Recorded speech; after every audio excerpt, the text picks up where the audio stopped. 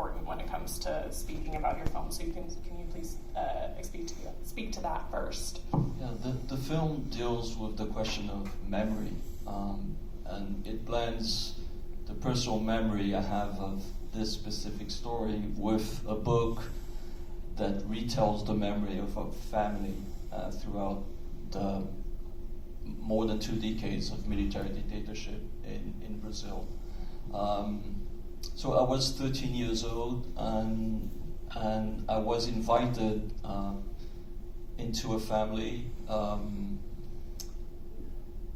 a house that was full of life and light all the time. The doors were open. This house was comprised of a mother, father, 5 kids, ranging from 9 to 17 years old. And the memory I have of that family is almost like a memory of another country, where political discussions were allowed, which didn't happen in the country under the military dictatorship, where you could hear music that was censored at the time, but it was playing there all the time. And there was an honesty in the human relationships that were completely open and almost tactile. There was a sense of immediacy in that house, in that other country, which differed completely with what happened in the Brazilian streets in a country under curfew, you know.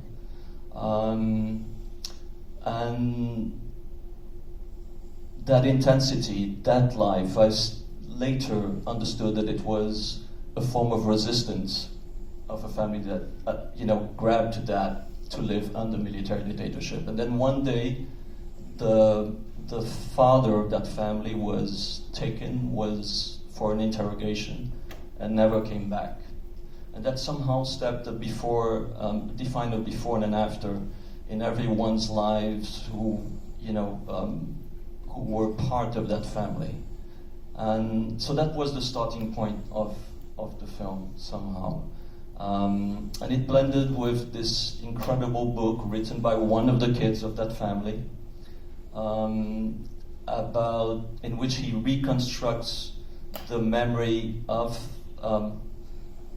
that journey the family had during those years, and that mirrored the journey of the country. And I was always touched by stories in which the journey of the characters somehow blended with the journey of the culture in general.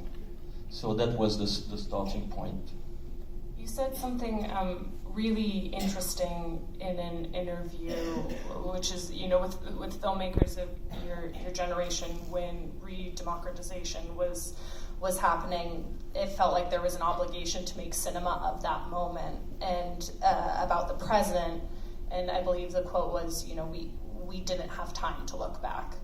I'm wondering, why did now feel like the right time to tell this story then? And do you think you as a filmmaker could have made this story contemporaneously at that time? Yeah, that's interesting. When my generation reached the moment of doing fiction films, that was exactly at the end of that military dictatorship. So the first thing that we could have done was to look back at the past.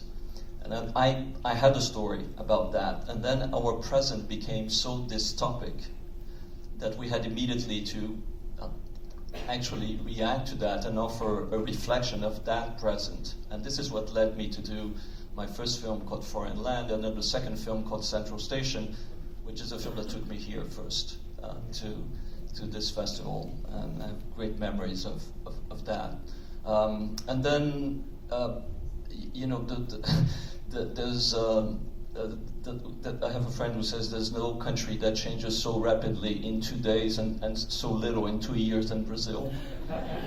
and thus we always have the sense of that urgency of trying to find, to offer a reflection of what we're enduring at that specific time. And it always seemed to me that I was owing a story about that past, you know, and that day where that father was taken, never to return, was one that defined a before and an after in my own life. If there was some innocence left in me, my 13 years old, I lost it that day, you know. And so I said, okay, this is a really important starting point. And I started to do this project thinking that I was going to offer a reflection of that past. And suddenly, the country changed so much during the years when we were writing the screenplay based on that book, that I realized that no, it was about that past, but it was also about a dystopic present that was now knocking on the door again, you see. And that is when I think all of us who were now preparing the film, the cast, the crew, this is when we realized that the film had a degree of urgency that we hadn't actually anticipated to start with, you know. There's a filmmaker whose work I love, and he says that a film exists when you find the artery of a film. And when you find that artery of a film is the moment where everybody is doing that same film. And I had the impression that we found the artery of the film when we realized that the film was not only about who we were, but about who we actually are in that moment and what we could be. You know, so this is truly what structured the film. Yeah, the sense of urgency came back around. Mohammed, for you, your film